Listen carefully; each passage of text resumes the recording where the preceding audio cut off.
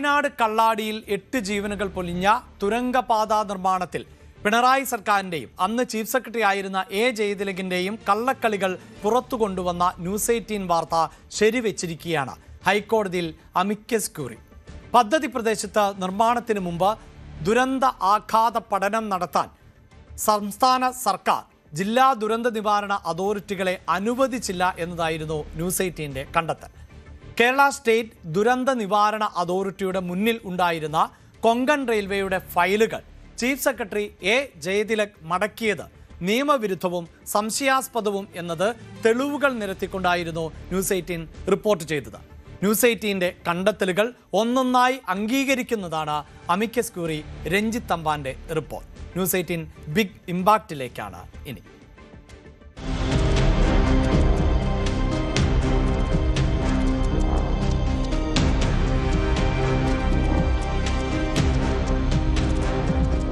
വയനാട് തുരങ്കപാത നിർമ്മാണത്തിൽ ദുരന്ത നിവാരണ അതോറിറ്റിയുടെ മേൽ അനധികൃത ഇടപെടൽ നടത്തി മുൻ ചീഫ് സെക്രട്ടറി എ ജയതിലകും രണ്ടാം പിണറായി സർക്കാരും കൊങ്കൺ റെയിൽവേയുടെ ഫയലുകൾ നിയമവിരുദ്ധമായി മടക്കിയെന്നായിരുന്നു ന്യൂസ് 18ന്റെ കണ്ടെത്തൽ. ഫയലുകൾ മടക്കാനായി 2025 ജൂൺ 3 ചേർന്ന കേരള സ്റ്റേറ്റ് ദുരന്ത നിവാരണ അതോറിറ്റിയുടെ എക്സിക്യൂട്ടീവ് യോഗത്തിന്റെ മിനിറ്റ്സുകളടക്കം പുറത്തുവിട്ടായിരുന്നു ന്യൂസ് 18 ഇക്കാര്യം സ്ഥിരീകരിച്ചത്. മുൻ ചീഫ് സെക്രട്ടറിയുടെ നടപടി ദുരന്ത നിവാരണ നിയമത്തിലെ 18, 22 വകുപ്പുകൾ പ്രകാരം ചട്ടലംഘനമാണെന്നും ന്യൂസ് 18 കണ്ടെത്തി. Kerala state disaster management authority അവർ വിദഗ്ധ പഠനം നടത്തേണ്ടതില്ല എന്നതായിരുന്നു ആ വിഷയത്തിൽ. അതായത് ഇങ്ങനെ ഒരു തുരങ്കപാത നിർമ്മാണവുമായി ബന്ധപ്പെട്ട് പോകുമ്പോൾ കേരളത്തിന്റെ ദുരന്ത നിവാരണ അതോറിറ്റി ഈ വിഷയത്തിൽ ഒരു പഠനം നടത്തേണ്ടതിന്റെ ആവശ്യകതയെ ഇല്ല എന്ന നിലപാടായിരുന്നു മുൻ ചീഫ് സെക്രട്ടറി സ്വീകരിച്ചിരുന്നത് എന്നത് തന്നെയാണ് എടുത്തു പറയേണ്ടത്. മുൻ ഉത്തരവ് പദ്ധതികളുടെ ദുരന്താഘാതം വിലയിരുത്താനുള്ള സംസ്ഥാന ജില്ലാ ദുരന്ത നിവാരണ അതോറിറ്റികളുടെ നിയമപരമായ അവകാശത്തെ തടയുന്നതാണെന്ന് ഹൈക്കോടതിയിൽ അമിക്കസ് ക്യൂറി നൽകിയ റിപ്പോർട്ടിൽ പറയുന്നു. വയനാട് തുരങ്ക നിർമ്മാണത്തിന്റെ ഫയലുകൾ തിരിച്ചേക്കാനുള്ള തീരുമാനം ഡിസാസ്റ്റർ മാനേജ്മെന്റ് ആക്ട് 2025 തെറ്റായി വ്യാഖ്യാനിച്ചിട്ടുള്ളതും കേരള ഹൈക്കോടതി ഡിവിഷൻ ബെഞ്ച് പ്രഖ്യാപിച്ച നിയമങ്ങൾക്ക് വിരുദ്ധമാണെന്നുമാണ് അമിക്കസ് ക്യൂറിയുടെ നിരീക്ഷണം. നിർമ്മാണ പ്രവർത്തനം കൊങ്കൺ റെയിൽവേ ഏൽപ്പിച്ചുവെന്ന് കരുതി സംസ്ഥാന സർക്കാരിന് ഉത്തരവാദിത്തങ്ങളിൽ നിന്ന് ഒഴിഞ്ഞുമാറാനാകില്ല.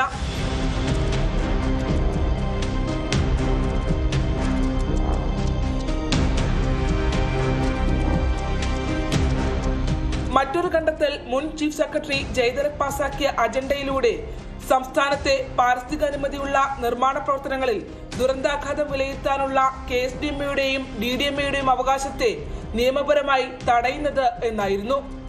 രണ്ടാം പിണറായി സർക്കാരിന്റെയും അന്നത്തെ ചീഫ് സെക്രട്ടറിയുടെയും ഇടപെടൽ സംശയാസ്പദവും അന്വേഷിക്കപ്പെടേണ്ടതും എന്നായിരുന്നു ന്യൂസ് 18 യോഗത്തിന്റെ മിനിറ്റ്സുകളിലടക്കം പുറത്തുവിട്ട് ആവശ്യപ്പെട്ടത്. ഈ അജണ്ടയിലില്ലാത്തൊരു വിഷയം അവതരിപ്പിക്കുകയും അങ്ങനെ അത് അവതരിപ്പിച്ച് പാസാക്കുകയും ചെയ്തു എന്നതാണ് നമുക്ക് ഡേറ്റകളിൽ നിന്ന് മനസ്സിലാക്കാൻ സാധിക്കുന്നത്. പിണറായി സർക്കാരിന്റെയും മുൻ ചീഫ് സെക്രട്ടറിയുടെയും ഈ ഇടപെടൽ ഹൈക്കോടതി നിർദ്ദേശങ്ങൾക്ക് വിരുദ്ധമാണ് എന്നതുകൂടിയാണ് ചേർത്ത് വെക്കേണ്ടതായി വരുന്നത്. നിർമ്മാണ പ്രവർത്തനങ്ങളിൽ ദുരന്ത നിവാരണ അതോറിറ്റികളെ മാറ്റി നിർത്താനുള്ള ചീഫ് സെക്രട്ടറിയുടെ തീരുമാനം സംസ്ഥാനത്ത് ഇപ്പോഴും പിന്നീടും ഗുരുതര പ്രത്യാഘാതങ്ങൾ സൃഷ്ടിക്കുന്നതാണെന്ന് അമിക്കസ് ക്യൂറി വിലയിരുത്തുന്നു. ദുരന്ത നിവാരണ അതോറിറ്റിയെ മാറ്റി നിർത്തി പാരിസ്ഥിതികാഘാതം വിലയിരുത്താതെ മടക്കിയ ഫയലുകളുടെ നിർമ്മാണ പ്രദേശമായ കള്ളാടി പശ്ചിമഘട്ടത്തിലെ അതീവ പരിസ്ഥിതി ദുർബല മേഖലയാണെന്ന് അമിക്കസ് ക്യൂറി റിപ്പോർട്ടിൽ പറയുന്നു. മണ്ണിടിച്ചിലിന് സാധ്യത കൂടിയ പ്രദേശമാണെന്ന് മാത്രമല്ല എക്കോളജിക്കലി സെൻസിറ്റീവ് ഏരിയയായി വിജ്ഞാപനം ചെയ്തവ കൂടിയാണ്. അതീവ സൂക്ഷ്മ ദുരന്ത സാധ്യത വിലയിരുത്തൽ കൂടി അനിവാര്യമാണെന്ന് റിപ്പോർട്ട് ചൂണ്ടിക്കാട്ടുമ്പോഴാണ് നിർമ്മാണത്തിനിടയിൽ 8 ജീവനുകൾ പൊലിഞ്ഞെടുത്ത് പിണറായി സർക്കാരിന്റെ മൗനാനുവാദത്തോടു കൂടി ചീഫ് സെക്രട്ടറി എ ജയതിലക് നടത്തിയ ഗുരുതര നിയമലംഘനത്തിന്റെ ആഴവും വ്യാപ്തിയും ബോധ്യമാകുന്നത്. ഡിസാസ്റ്റർ മാനേജ്മെന്റ് ആക്ട് അധ്യായം 10 ഇങ്ങനെ വ്യവസ്ഥ ചെയ്യുന്നു: ദുരന്ത നിവാരണ നിയമങ്ങൾ ബോധപൂർവം മറികടക്കുന്നവർക്കെതിരെ ക്രിമിനൽ നടപടി കുറ്റങ്ങൾ ചുമത്താവുന്നതാണ്. അങ്ങനെയെങ്കിൽ കള്ളാടിയിൽ 8 ജീവനുകൾ പൊലിഞ്ഞെടുത്ത് ബോധപൂർവം നിയമം മറികടന്നവർക്കെതിരെ VD സതീശൻ സർക്കാർ നിയമ നടപടിയിലേക്ക് നീങ്ങുമോ? ആലപ്പുഴയിൽ നിന്നും ശരണ്യ സ്നേഹജൻ, ന്യൂസ് 18.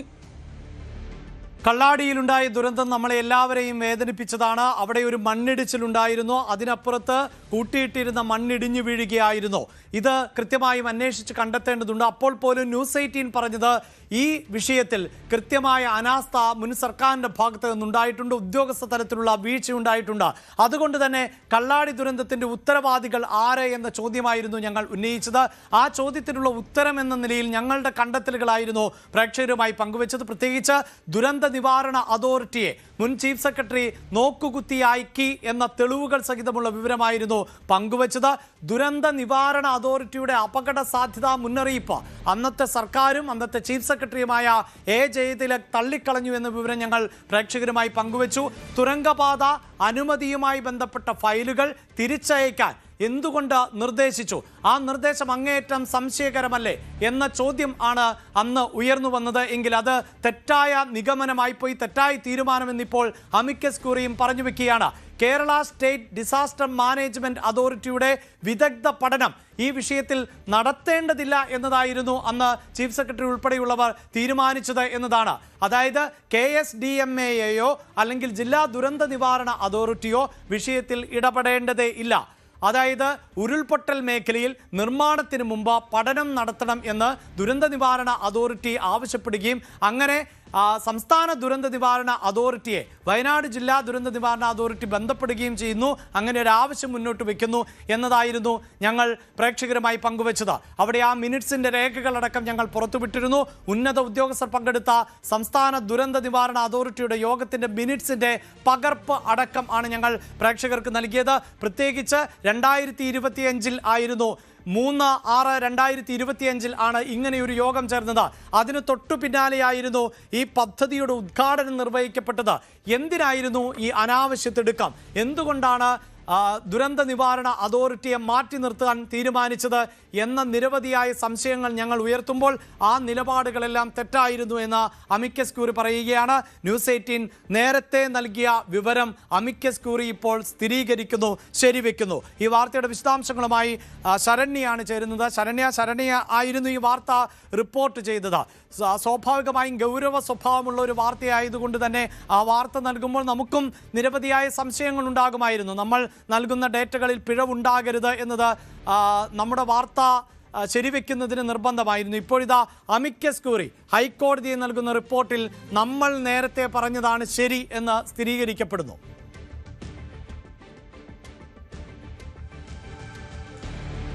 തീർച്ചയായിട്ടും അഭിലാഷ, വളരെ ഗൗരവമുള്ള ഒരു വിഷയമായിരുന്നു ഇതുമായി ബന്ധപ്പെട്ട്. അതായത് വയനാട് തുരങ്കപാത നിർമ്മാണവുമായി ബന്ധപ്പെട്ട് 8 ജീവനുകൾ പൊലിഞ്ഞ പശ്ചാത്തലത്തിലാണ് അവിടെ എന്താണ് സംഭവിക്കുന്നതെന്ന് സംബന്ധിച്ച് ന്യൂസ് 18 അന്വേഷിച്ചു തുടങ്ങിയത്. അതിൽ ഏറ്റവും പ്രധാനപ്പെട്ടതായി നമുക്ക് ലഭ്യമായ വിവരമെന്ന് പറയുന്നത് പ്രത്യേകിച്ച് ചൂരൽമലയും മുണ്ടക്കയും ഒക്കെ ഒരു ദുരന്ത സൂചകമായി വയനാട്ടിൽ നിൽക്കുമ്പോൾ അതിൽ നിന്നും കിലോമീറ്ററുകൾ മാത്രം വ്യത്യാസമുള്ള സ്ഥലത്താണ് മറ്റൊരു അപകടം കൂടി സംഭവിക്കുകയും 8 ജീവനുകൾ അവിടെ പൊലിയുകയും ചെയ്തത്.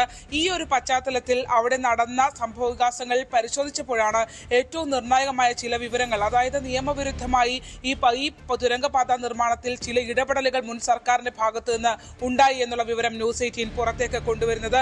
അതിൽ പ്രധാനപ്പെട്ടത് KSDMA വയനാട് ജില്ലാ ദുരന്ത നിവാരണ അതോറിറ്റി സംസ്ഥാന ദുരന്ത നിവാരണ അതോറിറ്റിയോട് ഈ വിഷയത്തിൽ ഒരു ദുരന്ത ആഘാത പഠനം, പ്രത്യേകിച്ച് സംസ്ഥാനത്ത് അടിസ്ഥാന വികസനം ഇത്രയും അധികം വലുതായി ആവശ്യം വരുന്ന പദ്ധതികളിൽ തീർച്ചയായും ദുരന്ത നിവാരണ അതോറിറ്റി സ്റ്റേറ്റിന്റെ ഉത്തരവാദിത്തത്തിന്റെ ഭാഗമായി ഒരു ദുരന്ത ആഘാത പഠനം നടത്താറുണ്ട്. അത്തരത്തിലൊരു വിലയിരുത്തൽ അവർ നടത്താറുണ്ട്. ആ വിലയിരുത്തൽ ഈ കേസിലും വേണമെന്ന് ആവശ്യപ്പെട്ടുകൊണ്ട് വയനാട് ദുരന്ത നിവാരണ അതോറിറ്റി സംസ്ഥാന ദുരന്ത നിവാരണ അതോറിറ്റിയോട് ആവശ്യപ്പെട്ടിട്ടും എന്തുകൊണ്ട് സർക്കാർ ആ പഠനം നടത്തിയില്ല എന്നുള്ള അന്വേഷണമാണ് ഞെട്ടിക്കുന്ന വിവരങ്ങളിലേക്ക് ന്യൂസ് 18 കൊണ്ട് എത്തിച്ചത്. അന്നത്തെ മുൻ ചീഫ് സെക്രട്ടറി ആയിരുന്ന ജയതിലക് ഈ വയനാട് ദുരന്ത നിവാരണ അതോറിറ്റി ആവശ്യപ്പെട്ടതിന്റെ അടിസ്ഥാനത്തിൽ KSDMA അത് പരിശോധിക്കാനായി എടുത്ത കൊങ്കൺ റെയിൽവേയുടെ ഫയലുകൾ യാതൊരുവിധ നടപടിക്രമങ്ങളും പാലിക്കാതെ അത് തിരിച്ചയച്ചു എന്നുള്ളതായിരുന്നു ഞെട്ടിക്കുന്നത്. പ്രത്യേകിച്ച് ഒരു ദുരന്തം നടന്ന് ഹൈലി എക്കോളജിക്കൽ സെൻസിറ്റീവ് ആയിട്ടുള്ള അല്ലെങ്കിൽ അത്രയധികം പാരിസ്ഥിതിക പ്രത്യാഘാതങ്ങൾ ഉള്ള ഒരു പ്രദേശത്ത് നിർമ്മാണം നടത്തുമ്പോൾ തീർച്ചയായും സംസ്ഥാനത്തിന്റെ മുഴുവൻ മെഷീനറീസും അതിനകത്ത് ഉപയോഗിച്ചുകൊണ്ട് ഒരു ജീവൻ പോലും പൊലിയാതെ സുരക്ഷിതമായി അത് പാലിച്ച് നിർമ്മാണം പൂർത്തിയാക്കുക എന്നുള്ളത് എന്നുള്ളത് സംസ്ഥാന സർക്കാരിന്റെ ഉത്തരവാദിത്തമാണെന്നിരിക്കെയാണ് ചീഫ് സെക്രട്ടറി ആയിരുന്ന ജയതിലക് ആ ഫയലുകൾ ദുരന്ത നിവാരണ അതോറിറ്റിയെ നോക്കുകുത്തിയാക്കി അത് മടക്കി എന്നുള്ളതായിരുന്നു ഏറ്റവും ഞെട്ടിക്കുന്ന വാർത്ത. അതിന്റെ മിനിറ്റ്സുകളുടെ പകർപ്പുകളടക്കം ന്യൂസ് 18 ആ യോഗത്തിന്റെ മിനിറ്റ്സുകളുടെ പകർപ്പുകളടക്കം കണ്ടു. അതിൽ പ്രധാനമായി ചീഫ് സെക്രട്ടറി ഉപയോഗിച്ച ഒരു തന്ത്രം എന്ന് പറയുന്നത് കേന്ദ്ര പാരിസ്ഥിതിക അനുമതിയുണ്ട്, അതുകൊണ്ട് നിങ്ങൾ ഈ വിഷയത്തിനകത്ത് ഇടപെടേണ്ടതില്ല എന്നായിരുന്നു.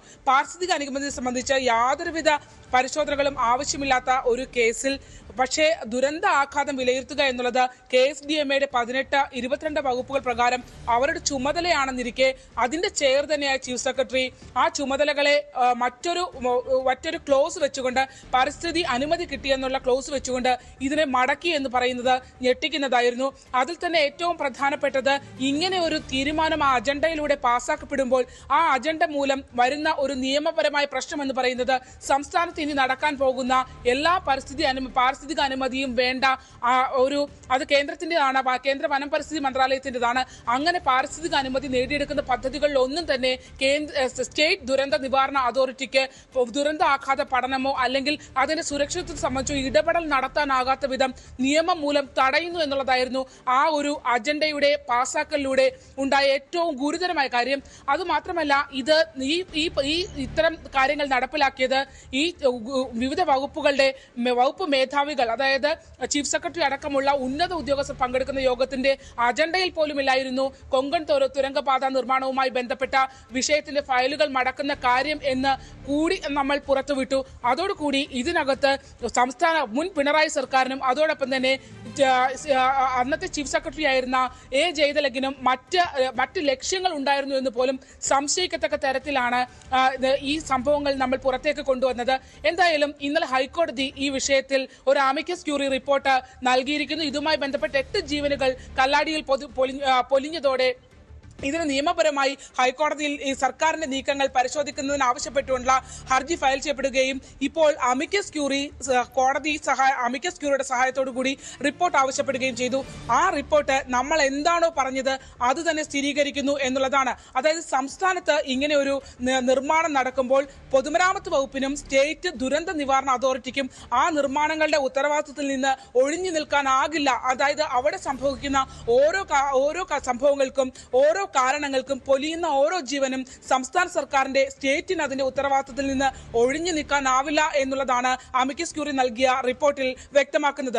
അതിനും അപ്പുറത്തേക്ക് അവർ പറയുന്നത് KSDMA ദുരന്ത നിവാരണ അതോറിറ്റികളായ വയനാട് ദുരന്ത നിവാരണ അതോറിറ്റിയെയും അതായത് ജില്ലാ ദുരന്ത നിവാരണ അതോറിറ്റികളെയും സ്റ്റേറ്റ് ദുരന്ത നിവാരണ അതോറിറ്റികളെയും ഇത്തരത്തിൽ ദുരന്ത ആഘാത വിലയിരുത്തൽ നിന്ന് മാറ്റി നിർത്താനുള്ള ചീഫ് സെക്രട്ടറിയുടെ തീരുമാനം നിയമവിരുദ്ധമായിരുന്നു എന്നുള്ളതാണ് അമിക്കസ് ക്യൂറി റിപ്പോർട്ടിൽ അവർ കണ്ടെത്തിയിട്ടുള്ളത്.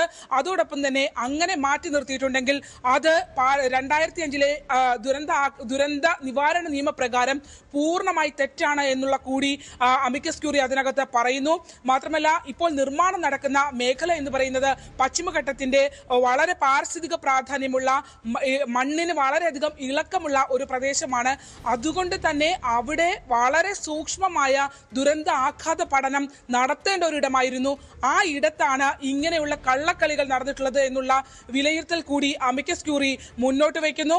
മാത്രമല്ല അവിടെ ഉണ്ടായിട്ടുള്ള അടുത്തുള്ള പ്രദേശങ്ങളെല്ലാം തന്നെ ഹൈലി സെൻസിറ്റീവ് ഏരിയയായി നേരത്തെ തന്നെ റെക്കോർഡ് ചെയ്യപ്പെട്ടിട്ടുള്ള മാപ്പ് ചെയ്യപ്പെട്ടുള്ള പ്രദേശങ്ങളാണ്.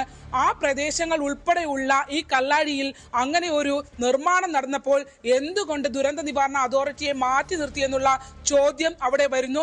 മാത്രമല്ല പാരിസ്ഥിതിക നിയമപ്രകാരം ഇത്തരത്തിൽ ദുരന്ത നിവാരണ നടപടികൾക്ക് തടസ്സം നിൽക്കുകയാണെങ്കിൽ പ്രോസിക്യൂഷൻ നടപടികളിലേക്ക് കടക്കേണ്ടതുണ്ട്. അതൊരു ക്രിമിനൽ കുറ്റമാണ്.